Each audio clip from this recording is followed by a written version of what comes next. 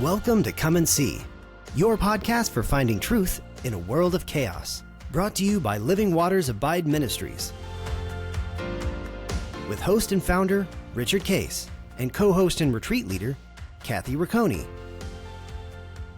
Today is our special guest day, where we will hear from a friend in the ministry who will share their insight and stories on truth in this chaotic world. And now your host, Richard Case.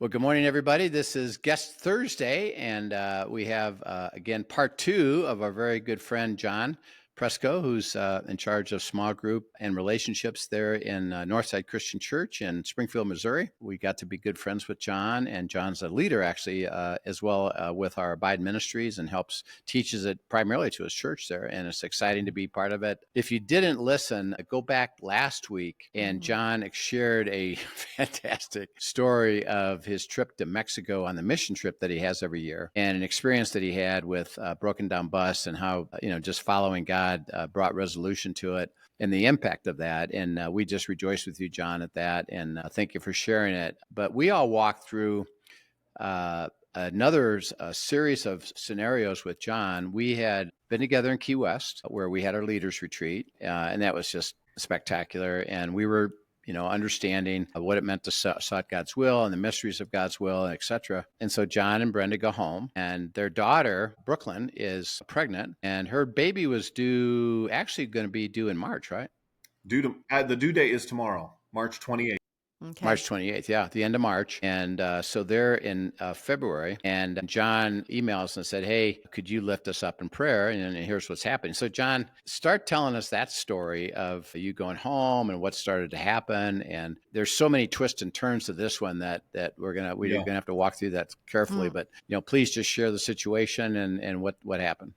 Yeah, we're, I'm just at church on Sunday, February 23rd, and my wife tells me that the kids are going to the hospital. She's got some issues and some bleeding happening, and so they're going to the hospital. And, I just think, well, that's happened before, and they'll send them back home, and everything will be fine. And they didn't send her back home, and found out later that night. Sunday was a busy day for me. It was packed full, and it didn't seem as an emergency to where I needed to go to the hospital. I'm grandpa, I'm not the husband or that kind of stuff. So until I heard that it was an emergency, we just went on with regular Sunday things. My life group meets that Sunday evening. Later found out on Monday when we go up to see her that she actually had a kidney stone. And she passed this kidney stone in the bathroom, caught it actually herself, held it in her hand, couldn't believe all this was happening. And it caused her to dilate to about 3 centimeters. And then in the course of some of that, I'm not sure exactly the timing of all that, but Sunday evening into Monday, the baby got a little bit in distress. And so that caused them to keep her overnight, and then to want to keep her. We went Monday, that they wanted to keep her Monday night, and then talk about, because she'd then gone and dilated to 4 centimeters. She also wasn't feeling a lot of her contractions, which made her mother really mad, because her mother felt all of them. But they were in fear of sending her home, because if she's not feeling her contractions well, and this, she had a 16-month-old at the time, so that's pretty close to where they were afraid she could have that baby and not really know it, and it be kind of an emergency situation, and she's 20 plus miles away. So they really didn't want her to leave. I didn't feel comfortable about that. I don't know why. I'm not a doctor or know any of that kind of stuff. I just prefer natural. Like, okay, you figured out what the problem was. It was, and the kidney stone was passed, and all that, everything's fine. Just let her go home and let this happen naturally, and let him stay in there for the time he needs to stay in there. I'm guessing they know best, so I had to surrender that to the Lord. Initially, that was some of the reason in just involving you, Richard, and just calling you and saying, look, I'm just a grandpa here, but don't feel comfortable about all this. Will you join me in prayer? Yeah. Just for what's the right thing to do as the grandpa and the father of the daughter who's having the baby, and I want her protected and well. And let's just go to prayer about that, because they're talking about then inducing and having this baby 5 weeks early. And so that's kind of how it started. And I asked you to pray about it. And then on Tuesday morning, you called Brenda and I, and we actually prayed together. But you said you had felt that you can share that if you want to, what you had heard from God. Yeah, I had heard that this is all purposeful, and She's going to get through it. The baby's going to be fine. Yeah. And the mother's going to be fine. And, let it go step by step by step, but trust it that this is going to happen. He says, I've got this, basically. Yeah. I don't, we talked about community a little bit the last time I shared. That is so comforting to me that I'm not doing this alone, that my wife is joining me and I know she's abiding. I can call on you and all the rest of the leadership. And I'm confident that you're spending time with the Lord, abiding with him. You're not calling on the Lord in your own will or seeking your own will or what you think is best. We're actually going to the Lord, seeking what he wants to tell us. And there's just incredible comfort in that. And so to hear you share that was very comforting.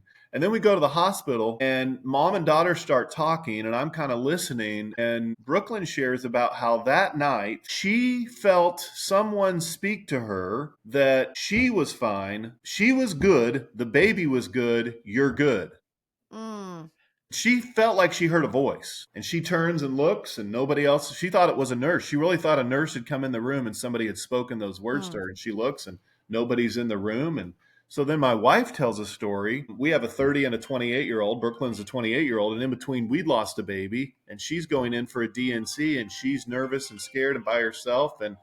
And she said, you won't believe this, but God spoke to me in that moment too, and spoke to me that I was going to be fine and everything was going to be okay. And she said, I suddenly felt a warmth and a peace. So here's mom telling that story that happened 29 years before Brooklyn was even born. And then daughter sharing the story of how she hears this voice. And we're convinced from our study in Key West that it was an angel speaking to both of them.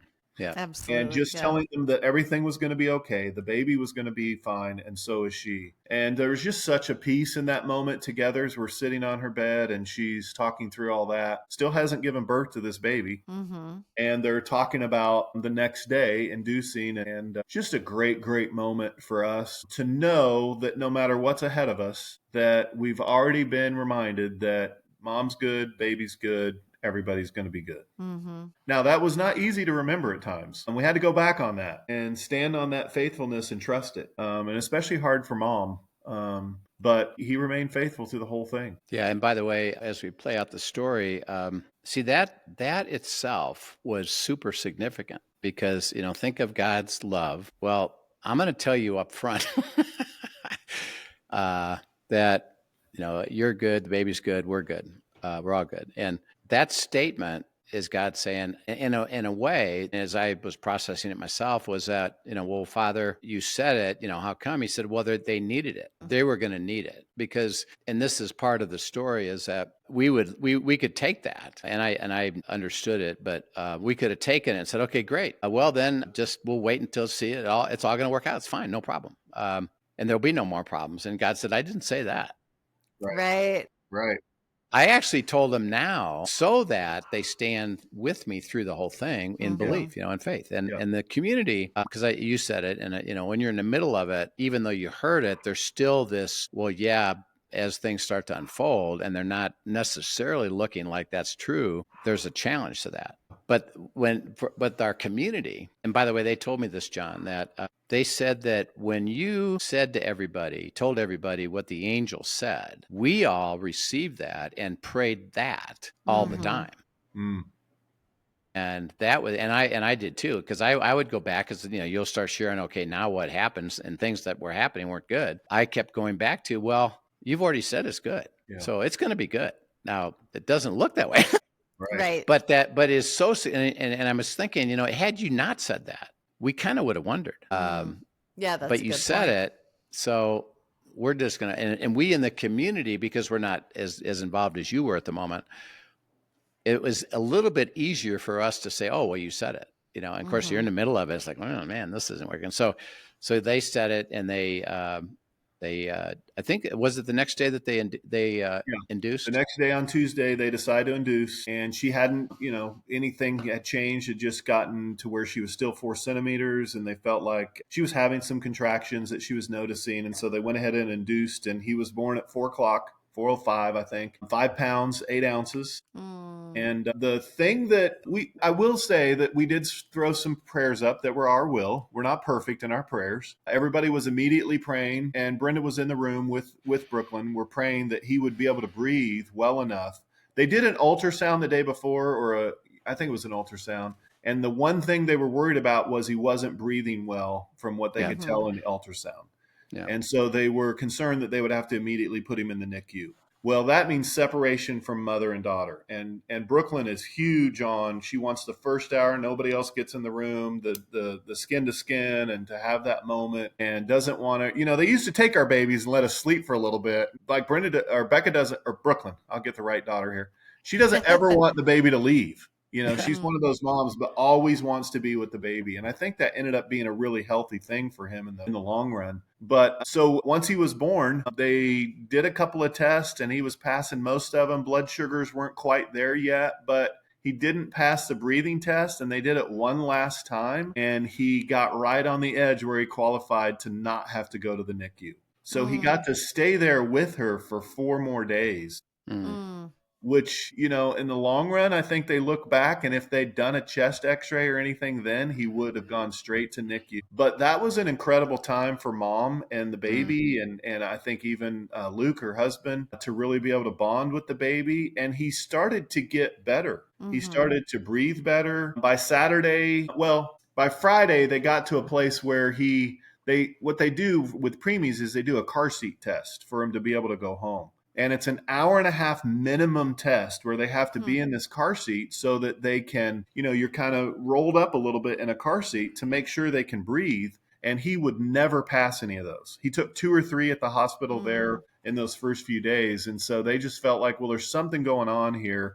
We're going to take him to the NICU unit. But the hospital where he was born, the NICU was full. Even the day they thought he needs to go, we have one place for him.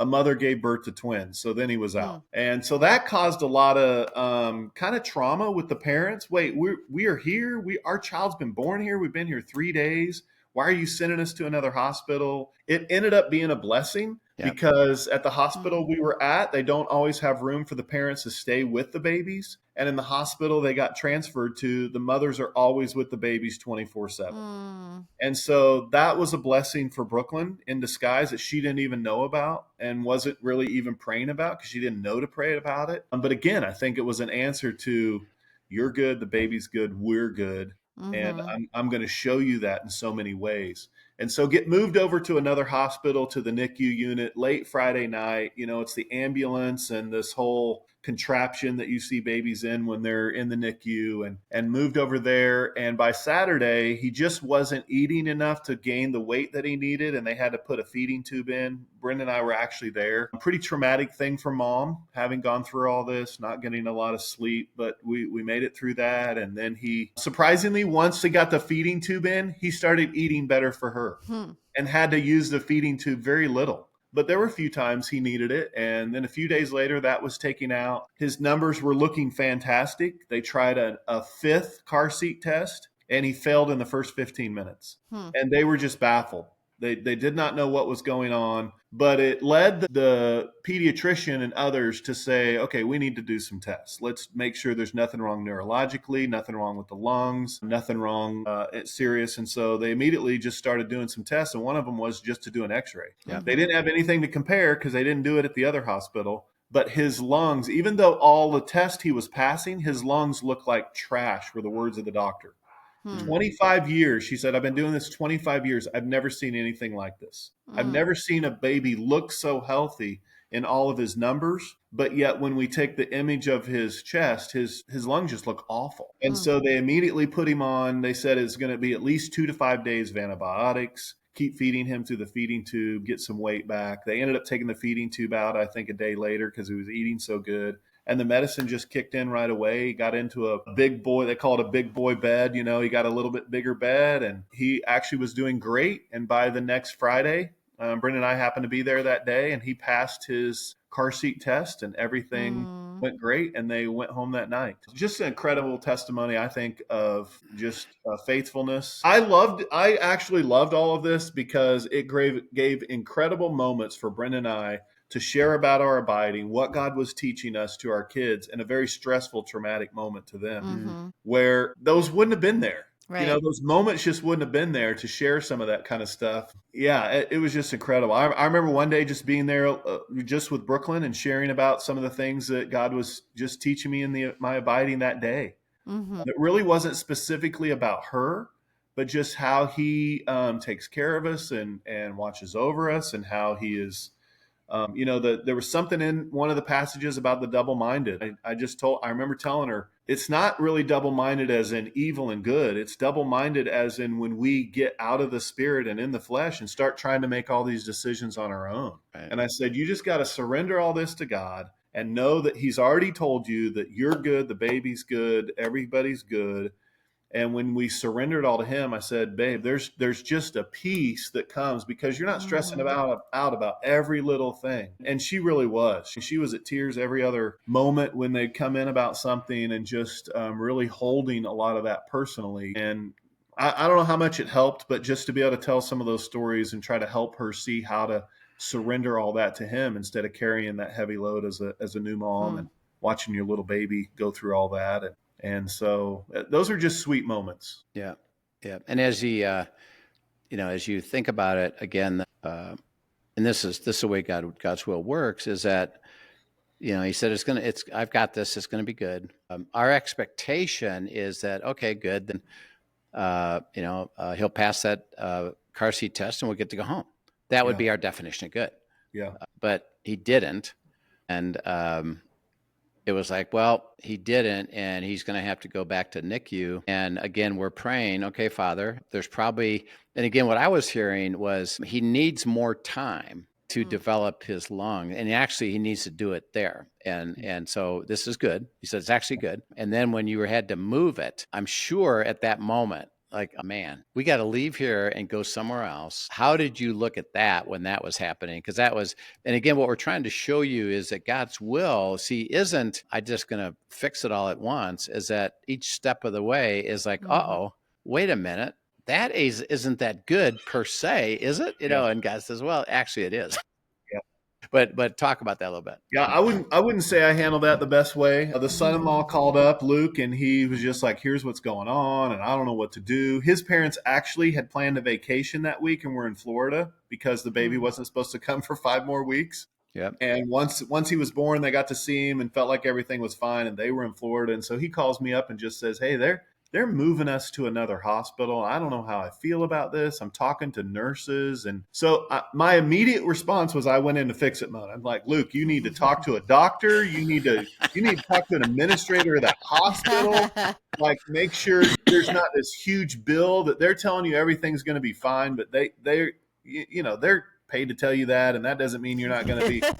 I mean, like, you're the father, you're the one stuck with the bill. You're in control of this whole situation. And I don't know that I gave him a lot of peace in that, but just trying to walk through all the things as he was processing so quickly. But I did, just tell him it's going to be all right. Everything's going to work out. Just keep praying and trust him, but keep asking lots of questions and don't just take everybody's word for it, because there were a lot of different people. The good news we found out later was their pediatrician actually showed up, was not really kept in the loop. And the ambulance was there, people were there to move the baby and all that. And she actually showed up, took control of the room, looked at Brooklyn and just saw this panic look on her, took control of the room, slowed everybody down, took Brooklyn to the side, had a conversation with her, set her at peace, told her what was going to happen, kind of slowed everything down just for a few minutes. And I think was really an advocate for here's what needs to happen. Here's why this is happening. It's going to be okay. Because part of the trauma was you got 2 different hospitals in our city, and doctors are with one hospital, not with both.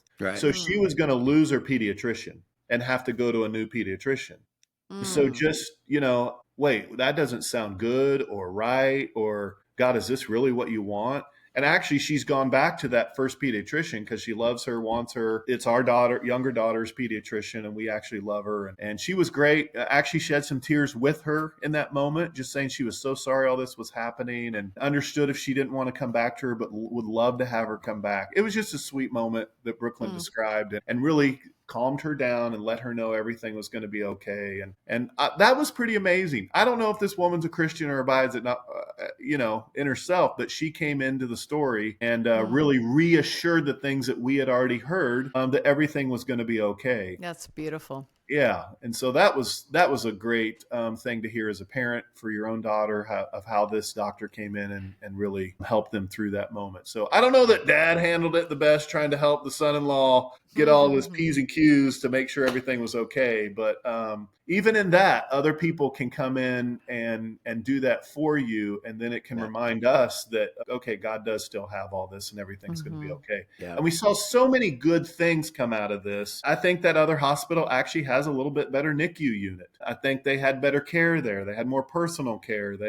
I think things happen exactly the way God wanted them to. There are some doctors and nurses that are kind of baffled by the whole thing and actually are telling Brooklyn now that they think her 4 days with the baby actually helped him develop in a positive way, that he only had to stay in the NICU for 7 days. It's why they didn't see that the lungs were bad. One nurse actually told her, we usually take babies right away to the NICU and they digress for multiple days. Yep.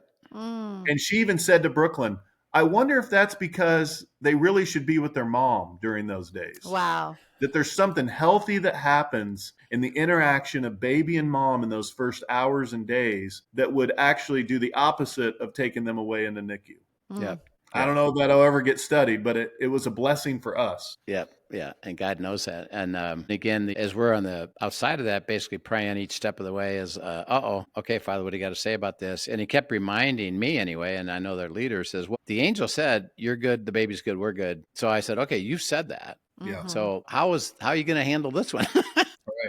Right. And he did. And, so the baby is beautiful and the mother's beautiful. And of course, now she's not getting any sleep, which is normal, but, we got to pray for that. And then as we finish here, just briefly, John, so we're all rejoicing. Yes. And we're all overwhelmed by it, by just literally speechless at the work of God that we get to see, we get to experience it. And we're rejoicing with you, and we're rejoicing. And then you send me another email. Hey, by the way, something else just happened, and talk briefly about that. And there was more going on in the midst of this. And actually, you two reminded me of this. The first of the year on the podcast, you said 2025 is going to be full of tribulation. But guess what? God's going to go through it with us if we'll just rely on him and surrender our will to him. And so I was kind of like, dadgummit, Richard and Kathy were right. We're just getting a load of it. Well, even before Brooklyn had to go to the hospital, Mom had gone to the doctor and had a mammogram and had found something that wasn't supposed to be there. And so she was scheduled for the Friday, actually after he was born, to have a biopsy on that. And so we were waiting for that. She's got cancer in her family, has lost an aunt to breast cancer. And so we knew there was a real possibility of that. But what was amazing through all this, there's just a peace. When you're abiding with him and trusting him, it's an unexplainable peace that he's got this and he's going to get us through whatever we need to get through. And I think even listening to your primers on discerning the will of God, just take what is in front of you now and don't get ahead of it asking for what you want, but because it may be for someone else, it may even be for the building of your character. And he's going to get you through it, just wants to teach you some things, help some other people, grow you in a way. And he's definitely been doing that. We found out then the Monday later that everything was fine and negative and clear. So we rejoiced in that.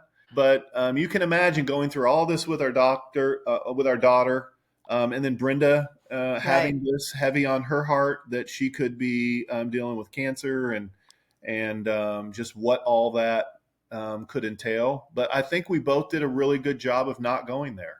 Like that's just great. Not doing all the what ifs that we might have done in the past. Right. And again, preparing for that. And what's that mean? And what's that look like? Well, why are you preparing for something that's not even going to come? He can take care of it. And ready for it and ready to surrender it all to him, but also not doing a lot of that unnecessary stuff. And then the other kind of traumatic story in the midst of all this. Oh, by the way, what was the outcome? Yeah, it was the test was negative. Biopsy was that's fine. kind of an important point this year. Praise the Lord that everything was good. Yeah. Negative. And God says, I just was testing your faith. Yeah, absolutely.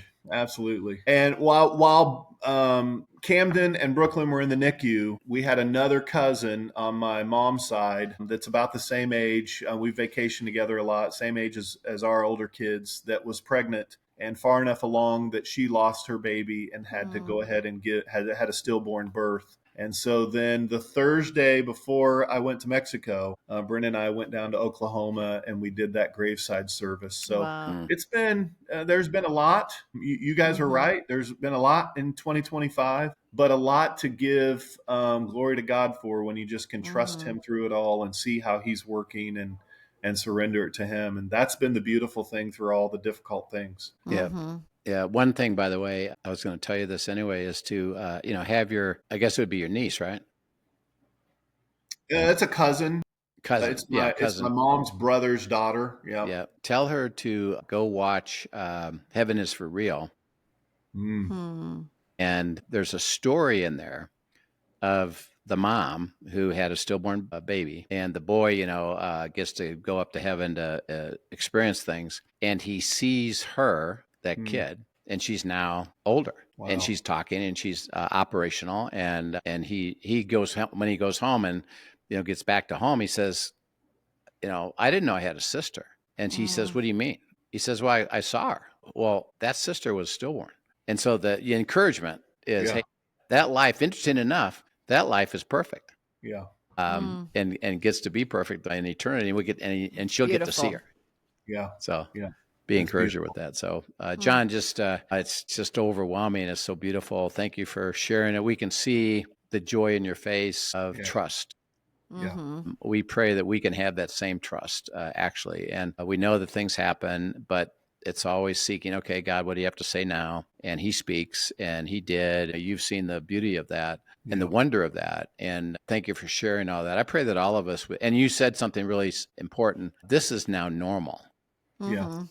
That's true, and it doesn't mean you're not going to have trouble. No, but normally God's going to resolve it. So, thank you for sharing that, John. We just pray over John and Brenda and Brooklyn and the baby, and we just lift up their family. Thank you for being such witnesses to your mighty work of the covenant, and how they walk through it by just seeking you, being with you, letting you speak and trusting you. And you spoke and you did. And it wasn't a straight line, but it was your line. And so we just pray that we'll all live that way, and it'll start to be normal for us, and that we'll experience the joy of what John and Brenda and their family are enjoying. And may they be blessed and continue to receive and give it away. And we're so grateful that we get to be partners with him in Christ's name. Amen. Amen. Well, thank you so much for sharing, John. That was so encouraging. And I think any of our listeners that are sitting in a spot right now, Rich and I talk about that, the liminal space between what currently is and what God has promised. Your story speaks directly to what it is to hang on his every word and to trust and to believe and to pray into that and to walk forward expecting that what he says he will do. And it's such an encouragement. So thanks for sharing that. To our listeners, if you have questions, send them into us at questions@abideministries.com. And we look forward to seeing you next time. Yep, we'll see you then. Thank you for joining us for today's episode of Come and See, your podcast for truth in a world of chaos. Brought to you by Living Waters Abide Ministries. Send us your questions and comments, and tune in tomorrow for more answers to your personal questions about living life in God's truth. Remember, God's will is best and none better. His truth brings peace in this world of chaos.